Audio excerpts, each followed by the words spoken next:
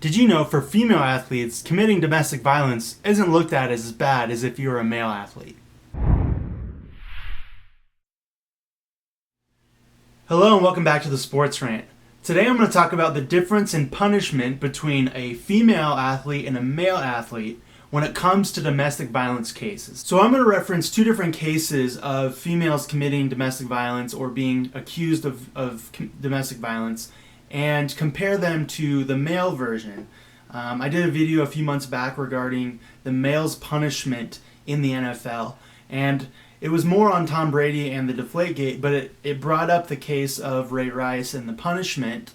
And now that has kind of subsided, we have female athletes being charged with domestic violence, and we get to see their punishment or their lack of punishment. The two cases that I'm going to talk about are Hope Solo, the U.S. soccer goalie for the women's U.S. soccer team, who is currently playing in the Female World Cup, which is going on right now in Canada, and also Brittney Griner, who is a star WNBA player, former Baylor standout that took the world by storm just a few years ago. Like I said, Hope Solo is currently the goalie for the U.S. women's soccer team.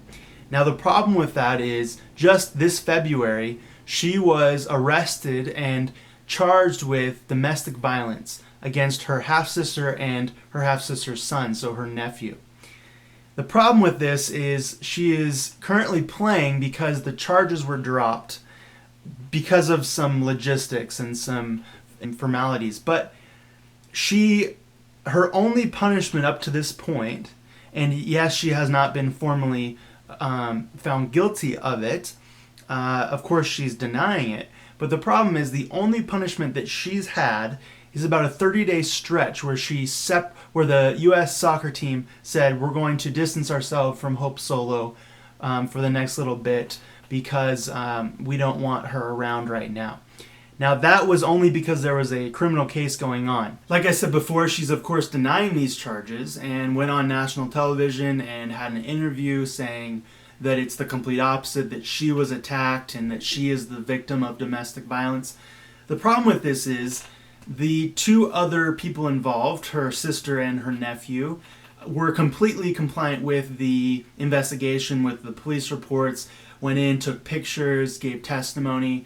Hope Solo denied any physical examination, even though she said that she was hit over the head and concussed, quote, severely by I think, broomstick, and that she had bleeding and that she was pinned to the ground. But she refused any examination for proof. Now, the nephew, who Hope Solo said took advantage of her because of his size, being 6'7" and 280, had her pinned to the ground and was pounding her head into the ground. Now, the problem with this is he complied and he got pictures taken, and there's evidence of physical abuse. And same with her sister. She has scrape marks and some abrasions, so she was obviously hit or was involved in a physical altercation.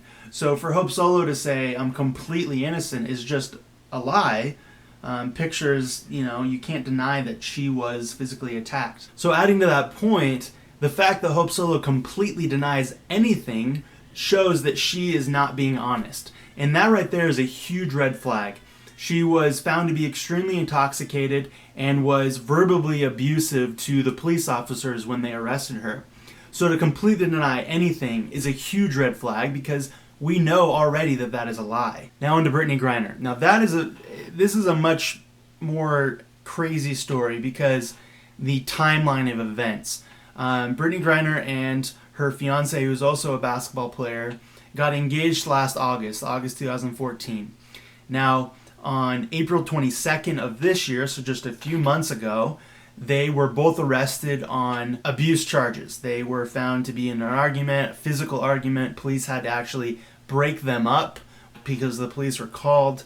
And so they're both charged with a domestic violence charge. This is where it gets crazy. 2 weeks later, they were married. A month later, or actually less than a month later, they announced that not Brittney, but her wife was pregnant. The next day, Brittney Griner filed for an annulment About 2 weeks after that, the WNBA came out and suspended them both for 7 games. That's it, 7 games. And in an NBA or WNBA season, 7 games is nothing. I mean, it's pretty minimal. So here's the problem. In both of these cases, the people who are charged with domestic violence did not really get that much of a sentence or a punishment from the leagues that they play in. Now, the investigation will be ongoing. Brittany Griner and her wife it's already over. They both avoided jail time, obviously, but got some, civil punishment. But this video is more on the leagues that they play in and what are they doing to punish and try to prevent this type of thing from happening. I think the worst one of all is the U.S. soccer team. 30 days separated from the team. There were no matches in those 30 days. It was just a few months before the World Cup. There wasn't a whole lot going on. So pretty much you said the U.S. soccer organization was saying, we wanted to play in the World Cup, so we need to do something. So we're just going to say, stay away for 30 days and then come back and train really hard because we're going to need you in a few months in the World Cup. I personally think it's crazy that Hope Solo is currently playing in the Women's World Cup right now.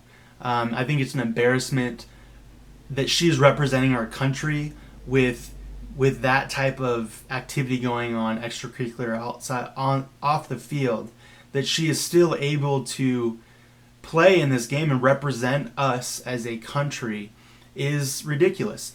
There are other countries that have much lower standards when it comes to respect between women, respect between each other, and it is not looked down on upon so heavily as domestic violence is in the States.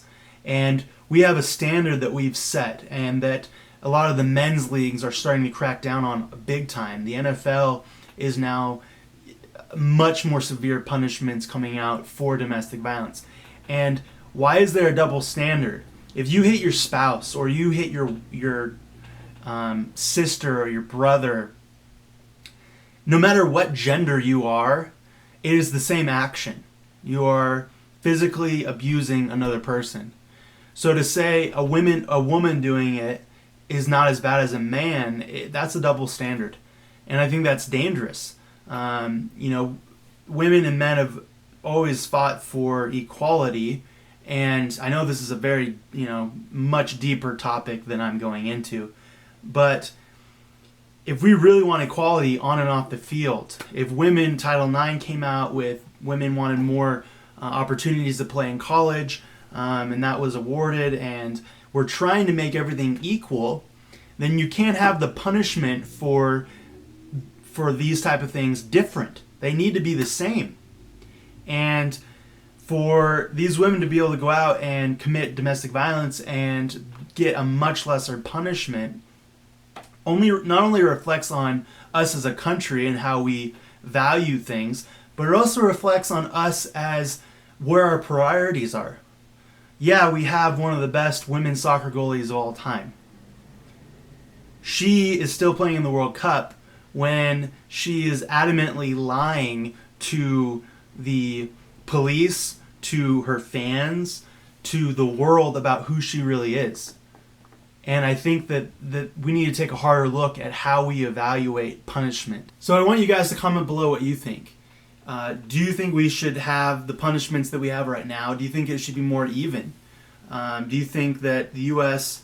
women's soccer team has done enough to investigate Hope Solo and to make sure that she is, cleared or at least should be playing in this World Cup? So that's going to do it for the Sports Rant. Don't forget to subscribe so you can see more videos. And go ahead and like this video so more people can see it and we can have a greater discussion down in the comments.